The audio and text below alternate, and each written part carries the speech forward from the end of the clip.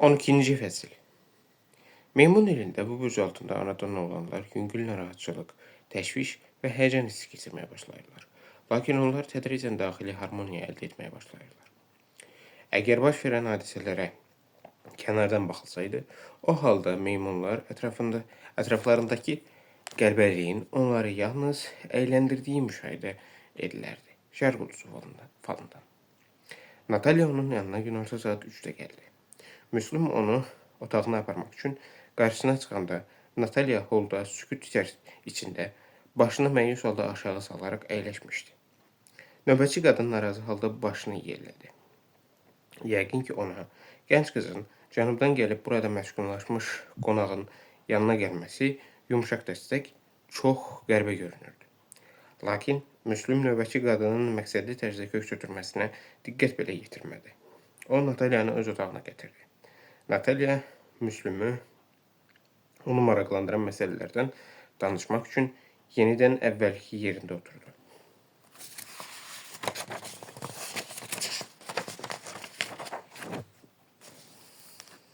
Sən Familə əvvəlcədən onun yanına gələcəyini bildirmişdinmi?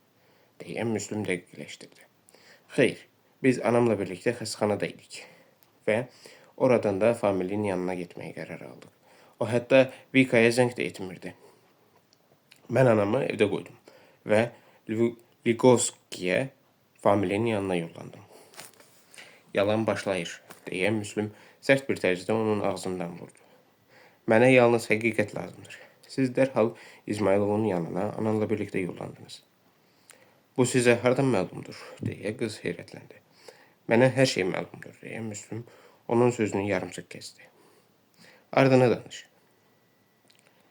Sizə bu barədə bizim sürücü nağıl edib, Lyosha. Heç bir əsas olmadan adamlardan şübhələnməyə dəyməz. Bu barədə mənə sənin anan danışıb. Aydındır, olar mən sizə dərhal bir sualla müraciət edim? Bir sualla olar, de görüm. O sizin məşuqəniz olub, kimi deyirsən? Anamı. Niyə belə düşünürsən? Dünən axşam anamla nənəmin söhbətini eşitmişəm. Ucadan qışqırırdılar. Onlar heç vaxt bir-biri ilə mübahisə etməmiş və bir-birlərinin üstünə qışqırmamışlar. Dünən isə hər ikisi ucadan qışqırırdılar. Mən onların dediklərini eşitdim. Elə çıxır ki, həm anam, həm də nənəm sizin məşuqəniz olub. Bu heç də belə deyil, deyə Müslüm ağız burnunu büzüşdürdü. Daha doğrusu, heç də belə deyil. Mənim sənin nənənlə kifayət qədər maraqlı, sadəcə olaraq vurulduğum ananla isə çox maraqlı münasibətim olub. Səni belə bir cavab qane edirmi? Xeyr, qane etmir. Siz heç nəyi izah etmədiniz. Ayrı bir izahım olmayacaq. İzahatı yaxınlarından tələb edərsən. İndi isə gəl söhbətimizə davam edək. Deməli, Familin sənin onun evinə gələcəyindən xəbər olmayıb. Düzdür? Elədir. Axı, siz mənə niyə belə sərsəm suallar verirsiniz? Böyüklərə qarşı hörmətsizlik etmək yaramaz, deyə Müslüm narazı halda dilləndi. Əgər belə bir sual verirəmsə, deməli, səbəb var. Beləliklə, sən ora gəlib, yuxarı qalxmısan. Qapını döymüsən. O qapını dərhal açmışdı. Xeyr, dərhal açmadı. Mən uzun müddət qapı arxasında gözləməli oldum. Nəhayət, o qapını açdı və məni qonaq otağına dəvət etdi. Bəs yataq otağının qapısı bağlı idimi? Mən onun yataq otağının harda olduğunu bilmirəm. Qonaq otağının düz arxasındadır, deyə Müslüm izah etdi. İndi isə xatırlamağa çalış. Qapı bağlı idimi və ya sən arxanda açıq qapı və yataq otağı görmüsən? Yox, mən heç nə görməmişəm. Otağın qapısı bağlı idi. Sən onunla bundan əvvəl bir neçə dəfə də görüşmüsən. Familin adətən necə danışdığını xatırlamağa çalış. Gür səslə danışırdı. Onun normal, xoş səsi vardı. Ancaq həmin gün o əvvəlkilərdən fərqli olaraq asta danışırdı. Buna əminsənmi? Əminsənmi? Bəli, mən hətta heyrətlənərək ondan səsinə nə olduğunu soruşdum. Famil bir qədər soyuqladığını bildirdi. Bəs sonra nə oldu? Heç nə, biz onunla söhbət etdik. Ancaq mən onun məni dinləmək və Vika'nın yanına gəlmək istəmədiyini anladım. Elə buna görə də aşağı düşdüm. Sonra sənin anan yuxarı qalxdı. Sizə bunu kim deyib? O ümumiyyətlə maşında olmayıb. Aydındır. Anan yuxarıdan tez qayıtdı, yoxsa geç? Mən bunu deməyəcəyim deyə Natalya ısrarla təkrar etdi. Anam orada olmayıb. Fərz edək ki, olmayıb. Lakin sənə ananın arxasınca nənənin də ora qalxdığı məlumdurmu? Axmaq vəziyyədir. Bizlərdən heç kim orada olmayıb və qohumlarımdan heç biri İzmailovu bıçaqlaya bilməzdi. Bu mümkün deyil. Ancaq kimsə famili bıçaqlayıb, Müslüm fikirli halda dedi. Siz mənim sualıma cavab vermədiniz deyə Natalya səbirlə xatırlatdı. Siz mənim anamın və nənəmin məşuqu olmusunuz. Bu doğrudur. Mən sənin sualını cavablandırdım. Sənə maksimal tərzdə vicdanla səmimi cavab verdim. Mən sənin nənənin məşuqu olmamışam. Bizim aramızda təsadüfi tanışlıq olub. Biz heç bir-birimizi əməlli başlı tanımamışıq. Onun o vaxt 34, mənim isə 24 yaşım olub. Sonra biz ayrıldıq və daha heç bir vaxt görüşmədik. Bəs o vaxt mənim anam haradaydı?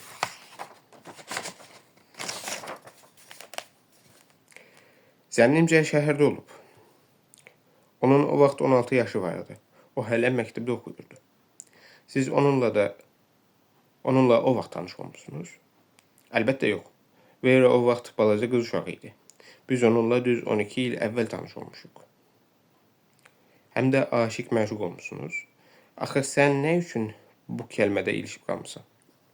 Biz sadəcə bir-birimizi tapmışdıq. Sənin anan o dövrdə atandan boşanma qərəfəsində idi. Mən isə öz arvadımdan boşanırdım. Bəs mən haradaydım? Nə üçün mən sizi xatırlamam? Sənin o vaxt cəmi 8 yaşın var idi və nənənlə babanın yanında bağda qalırdın. Mənə sərsəm suallar vermə. Bu suallar heç də sərsəm deyil, deyə Natalya təkidlə etiraz etdi. Siz nə vaxtsa sizin ailənizin 2 nəslinin növbə ilə aşıq olduğu bir insanla rastlaşmağın nə olduğunu təsəvvürünüzə gətirə bilərsinizmi? Mən beləsini görməmişəm. Mənim üçün maraqlıdır. Onlar sizi məhz hansı məziyyətlərinizə görə seçiblər? Anam həddən artıq tələbkar qadındır. Demək olar ki, qeyri-adi insandır. Onun tərəfindən bəyənilmək üçün mələk olmaq lazımdır. Əsl mələk. Nənəm isə ümumiyyətlə dəmir-beton qarışığı kimi möhkəm bir şeydir. Siz buna necə nail olmuşsunuz? Mən betonu sındırıb mələk olmuşam deyə Müslüm zarafat etdi. Bəsdir, bu mövzuda danışdıq. Sən də çox əbəs yerə onların söhbətinə qulaq asmısan. Onlar elə ucadan qışqırırdılar ki, dediklərini dinləməmək mümkün deyildi. Həm də onlar bir-birini çox ağır bir tərzdə günahlandırırdılar.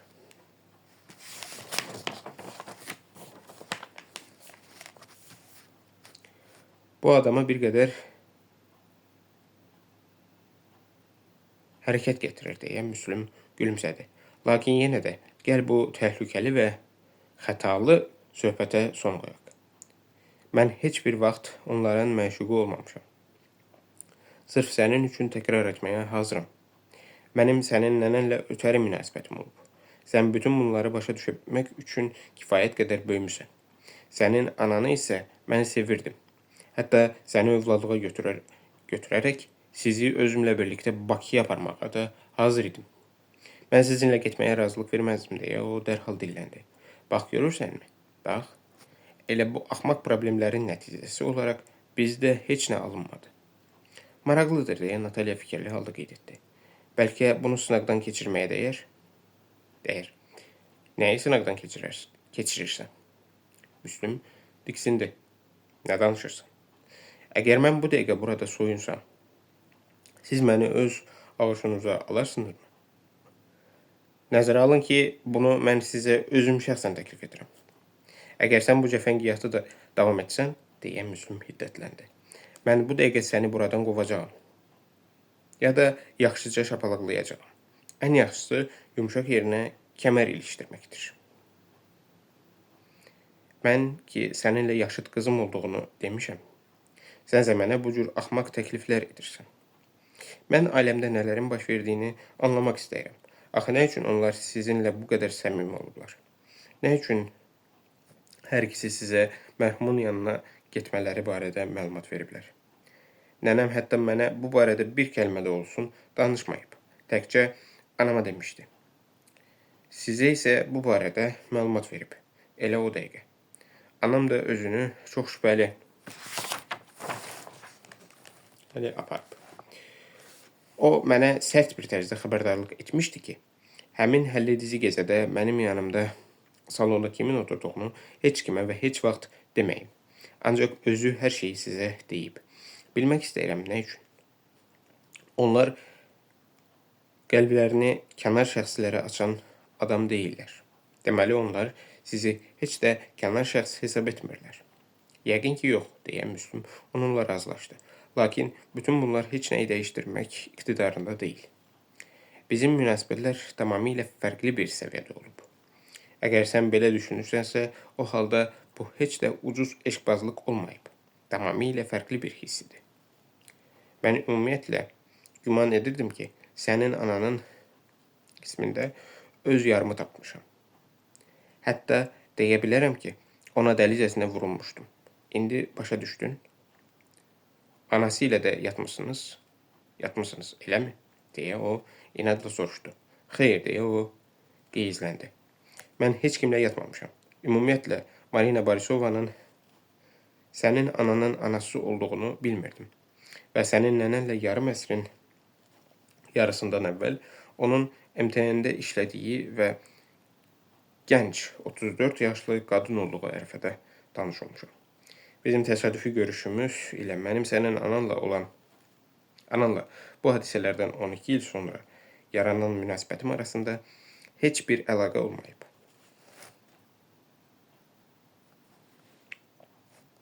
Onunla da biz tamamilə təsadüf nəticəsində tanış olmuşduq. Onun yanında rəfiqəsi, mənimsə yanımda dostum var idi. Sonra isə mən onun harada yaşadığını öyrəndim. Daha sonra onu restorana dəvət etdim. Sonra isə Overa'nın onun yanına mehmanxanaya gəlməsi barədə danışmaq istəmədi. Əks təqdirdə bənzərliklər nəzərə çarpardı. O sadəcə münasibətlərinin bu epizodunun üzərindən ötüb keçdi.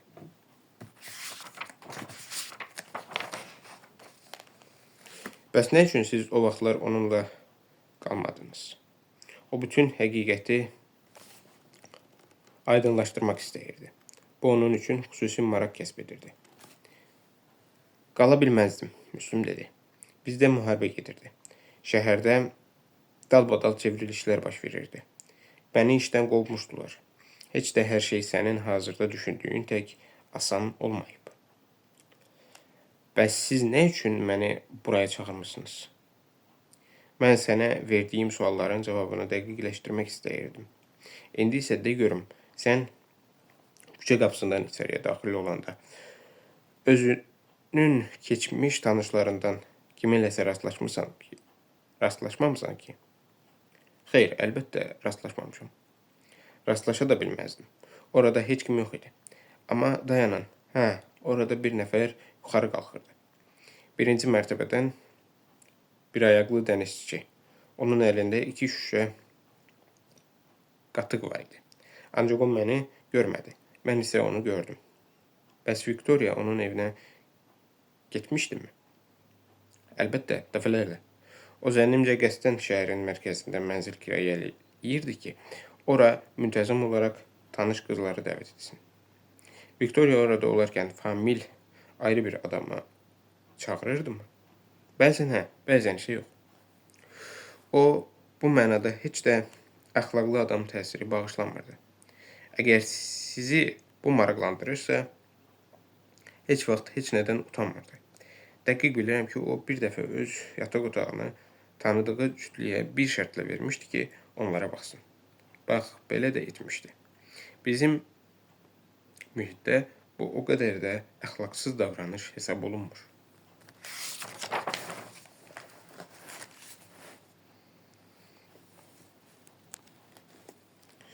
Şübhə etmirəm, Müslüm qəziblə dedi. Lakin sən kiməsə əvvəlcədən İsmailovun yanına yollanacağını demişdinmi? Axı sən anandan savayı yenə də kiməsə bu barədə demisən. Bəli, deyə Natalya başını yırğaladı. Nənəmə demişəm.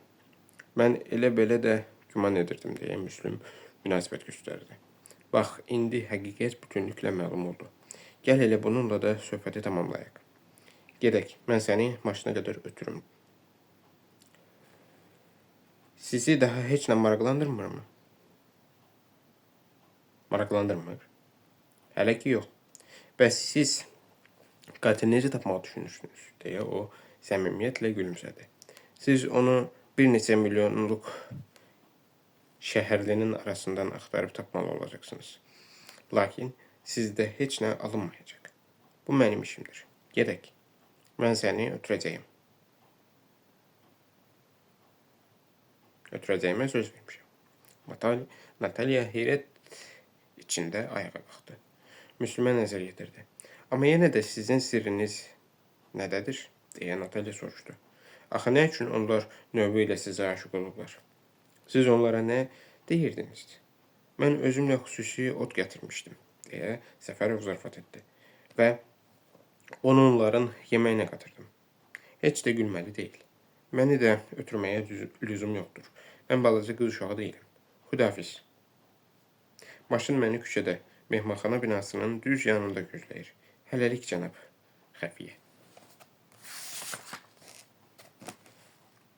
Natalya qapının arxasınca bərk çırpmaqla otağı tərk etdi. Müslüm tək qaldı. Bir qədər düşündükdən sonra bir ağ vərəq götürdü və orada sxem çəkməyə başladı. Sonra daha bir vərəq əlinə aldı. Ayrı-ayrılıqda o vərəqdə qeydlər edir. Sonra isə üzərindən bir xətt çəkirdi. Suallar sona çatdıqda isə o Malentiyevə zəng etməyə qərar aldı. Axşamınız xeyir, Viçislav Yevgeniyeviç. Bizim diplomatımızın qətlinin istintaqında bir yenilik varmı? Hələ ki yoxdur. İşləyirik. Biz evin ətrafında quraşdırılmış bütün kameraları yoxlayırıq. Ancaq hələ ki heç bir şübhəli subyekti aşkar etməmişik. Güman edirəm ki, mən sizə kömək edə bilərəm, deyə Müslüm məlumat verdi. Əgər sabah səhər siz bizim baş konsulluğa gəlməyə razılıq versəniz, mən sizə bu qatilin qətlin necə baş verdiyini və familin kim tərəfindən qətlə yetirildiyini danışarım. Siz zarafat edirsiniz, deyə Malentiyev qulaqlarına inanmadı. Xeyr, sabah səhər mən sizə hər şeyi danışacağım. Bəlkə çıxardığınız nəticələrdən danışasınız. Hələ tezdir. Lakin mən sizdən bizim konsulluğa Natalya Frolova, onun anası Vera Dmitriyevna Radvolina və onun nənəsi Marina Borisovanın da dəvət etməyinizi xahiş edirəm. Onların xidməti maşının sürücüsü Lyoşanı da həmçinin. Hələ ki kifayət edər. Onların hamısının sabah konsulluqda toplanması lazımdır. Siz onlara sizin konsulluğun ərazisində təhlükəsizliyinin təmin olunacağına zəmanət verirsinizmi?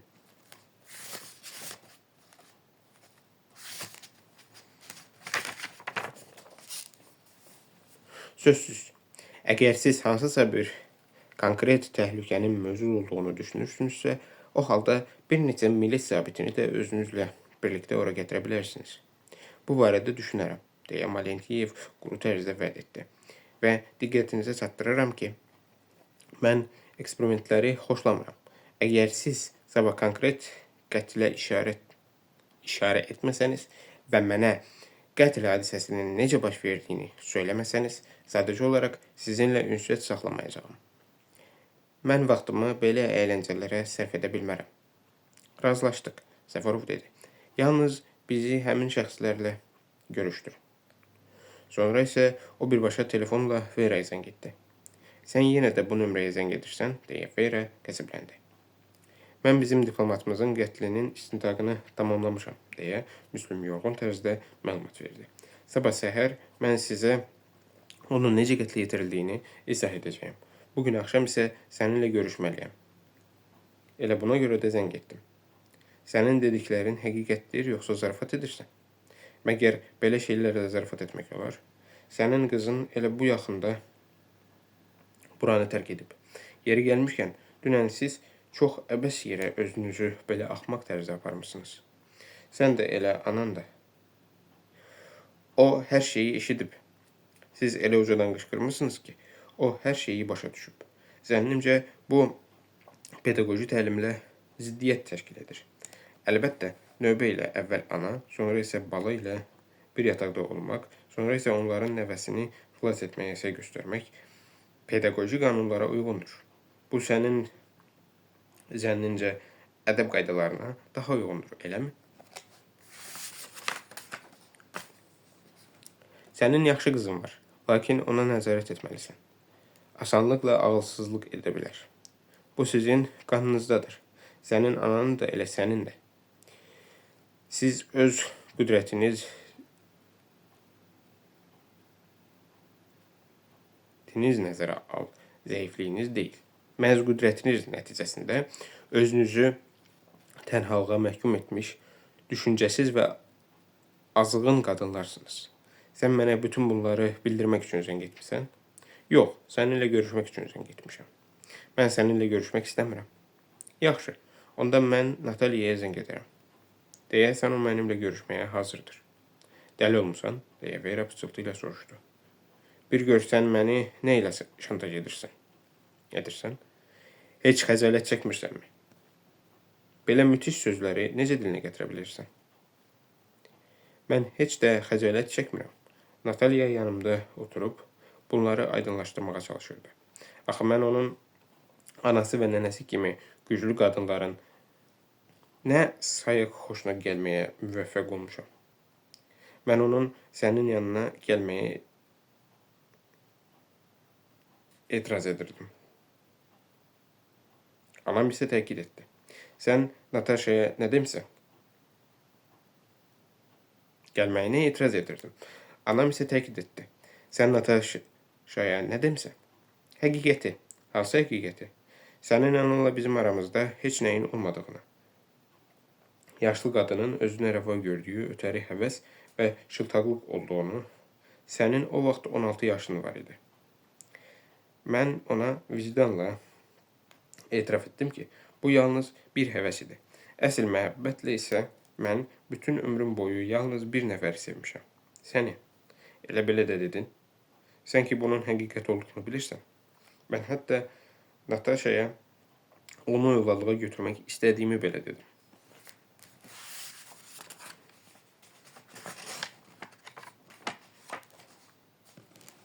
Bircəm çatmırdı. Ümidvaram ki, sənin ağlın qıza mənim sənin yanına mehmanxanaya şəxsən özümün gəldiyimi danışmamağa çatıb. Bəlkə bunu da ona danışmısan. Ağlım çatıb, əlbəttə danışmamışam. Heç olmazsa buna görə sağ ol, çox sağ ol. Sənə nə lazımdır? Səninlə görüşmək. Mən yəqin ki, sabah geri qayıdacağam. Keçən dəfəkindən fərqli olaraq, mən hətta sənə əvvəlcədən xəbərdarlıq da edirəm. Yalnız səninlə görüşmək istəyirəm. Vera susurdu. Alo, sən məni eşidirsən? Müslüm soruşdu. Buna heç bir lüzum yoxdur, deyə Vera nəhayət dilləndi. Uzun vaxt keçib. Bir çaya isə 2 dəfə baş vurmağa dəyməz. Mən elə güman edirdim ki, sən bunu anlayırsan. Elə buna görə də mən səni görməliyəm. Bəlkə də bu bizim birlikdə baş vuracağımız, vurmadığımız həmin çayın sahilində bir vidalaşma olacaq. Mənə isə o vaxt elə gəlirdi ki, biz səninlə həmin çaya artıq baş vurmuşuq, deyə Vera etiraz etdi. Bununla belə, bu skolastik və axmaq bir mübahisədir. Mən sadəcə olaraq səninlə görüşmək istəmirəm. Zənnimcə, bu çox yetərli bir səbəbdir. O halda hər şey aydındır. Müslüm razılaşdı. Sabah bizim baş konsulluqda görüşərək. Orada gəlməyəcəyəm, deyə Vera tələsik etiraz etdi. Sabah mənim bir yığın işim var. Bağışla, mən adətən işlərimi bir neçə gün əvvəlcədən planlaşdırıram. Sənə göndəriş yollayacaqlar və sən gəlmək məcburiyyətində qalacaqsan, deyə Müslüm etirazını bildirdi. Gəlməsən, mən Valentivə heç nəyi danışmayacağam və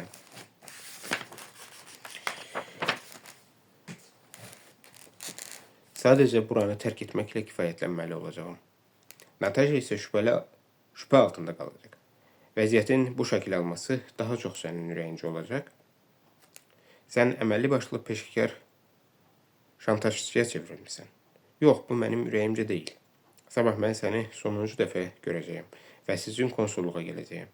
Yalnız sonuncu dəfə və bununla da biz münasibətlərimizə nöqtə qoyacağıq. Məndən eşidirsənmi?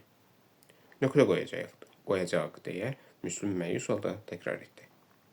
Mən güman edirdim ki, sən mənimlə görüşmək istəyərsən. Bizim başımıza gələn bütün bu əhvalatlardan sonra mı? Vera hiddətlə soruşdu. Mənim anamın dostunun yarım əsrin yarısından əvvəl kim olduğunu aydınlaşdırdıqdan sonra mı? Sən bütün bunlardan sonra ümumiyyətlə mənim gözümə görməyə cürət edirsən? Sənin nə vicdanın, nə də ki, abır-həyan var.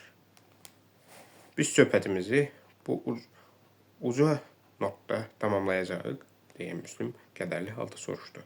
Vera dəstəyi astı. Müslüm isə telefonu masanın üzərinə qoydu. Vanna otağına keçdi. Sergeyə zəng edib ona bir neçə sualla müraciət etmək lazımdır. Sabahki çıxışa da hazırlaşmaq lazımdır. Hər şeyi də düzgün səviyyədə etmək lazımdır. Müslüm vanna otağından çıxıb konsulluğa zəng etdi. Sergey, Müslüm sakit səslə dedi. Təcili mənim yanıma gəlin. Mənim sizə bir neçə sualım olacaq. Sizə bildirməliyəm ki, sabah axşam Bakıya qayıdıram. Siz istintaqı bitirmək istəmirsiniz, deyə Sergey soruşdu. Olmaya təslim olmağa qət etmişsiniz.